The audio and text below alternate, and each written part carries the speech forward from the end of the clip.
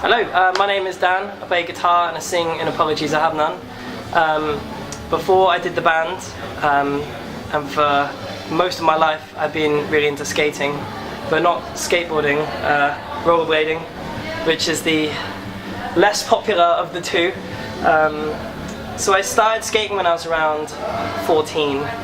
I basically just a few of my friends got into it, and then I just got really into it, and it's just been a massive passion of mine for since then, basically.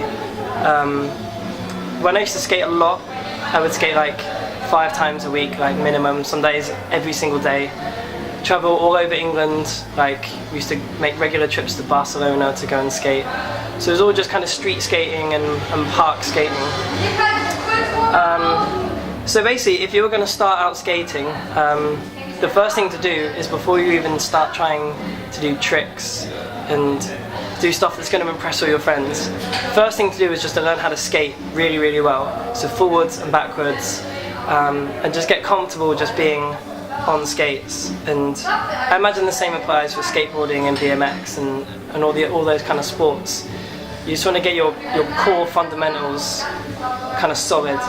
And so the first few years of my life, when I was skating, rollerblading itself was quite new, and most of the tricks hadn't been invented. So I've been rollerblading since almost the very beginning of skating. So when I was younger, like, new tricks were coming out all the time. So it was actually quite good for me because I learned on a very gradual curve. So I got my fundamentals, just getting good at skating, basic tricks.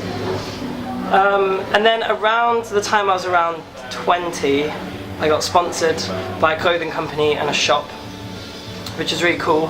And I got to film sections I got filmed a section for DVD, and I've done stuff for online. They're on YouTube. If you Google my name, you can see them. They're kind of old. But these days, since the band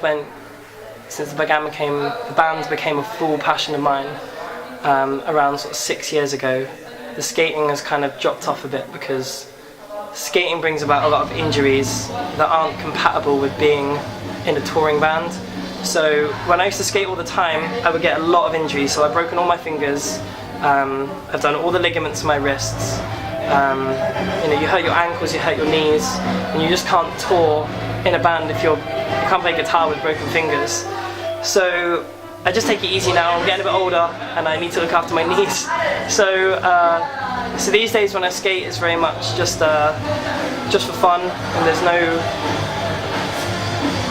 no other element to it beyond it just being fun for me. So I don't feel like I need to try things that I might injure myself doing or anything anymore.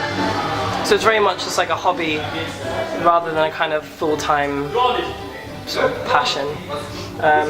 So these are my skates. These are kind of a bit battered, but they're pretty cool. They're pretty basic sort of skates. There's nothing too fancy about them, but they just let me do whatever I want to do, and I don't push them too hard because, like I said, it's something that I don't do quite as hard as I used to. But we got to the venue today a couple of hours early. There's a skate park right next door, so I had a skate, and it's just something that I do as regularly as I can without it affecting the band. Go wear a wrist guard so I don't break the fingers on my guitar hand, and yeah, that's my hobby, skating hobby. So street skating in England's quite an old country, and a lot of the buildings and stuff don't lend themselves to skating very well, so it's a lot of rough concrete. But Spain is loads of new architecture, so all the buildings are just great to skate. So they've got marble ledges and all this kind of stuff that's just perfect to skate.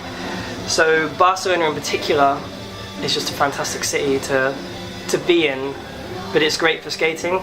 So basically used to just go there every year, maybe even twice a year for quite a few years, and basically just take my skates, just go over, and we'd skate all day every day for 8-10 hours, just cruise around the city, find stuff to skate, and then in the evening we'd party, and then we'd do it all again the next day. And the whole time we'd always be filming for various projects. So I was friends with a lot of the good skaters around in England, and we'd just sort of all go out together, and everyone would be filming for various projects like DVDs and stuff like that.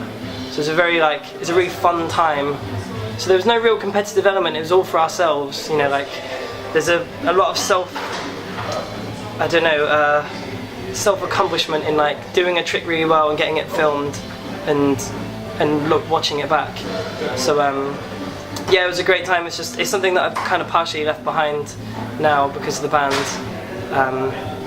and it's just something that I enjoy doing on a part-time basis now. So I always used to enjoy skating with my good friends the most. There was basically 3 or 4 of us that would just always skate together. One of them was a friend called Ollie Gom. I don't really see him so much anymore. He became an actor and he's done stuff for the BBC. So he was so good at skating, and he was kind of someone I looked up to in the sense of he was so good and I wanted to be as good as him. So whenever we go skating together, it was kind of not competitive because I've never been a competitive person, but we were kind of, if he was doing really good stuff, it would make me do really good stuff, and we really enjoyed skating together. And I probably skated with him for like 5 years, just sort of a good few times a week, just like we'd just always meet up and do stuff together. It was cool. But yeah, he's kind of the same as me now. Like, I think he still skates like, on and off, but now that he's an actor, he's got the same commitments as I do. So he gets roles in films and plays, and he can't skate because he can't injure himself. But yeah, it's interesting how we both kind of done skating and then kind of separated, but we still skate and we'll probably always still skate.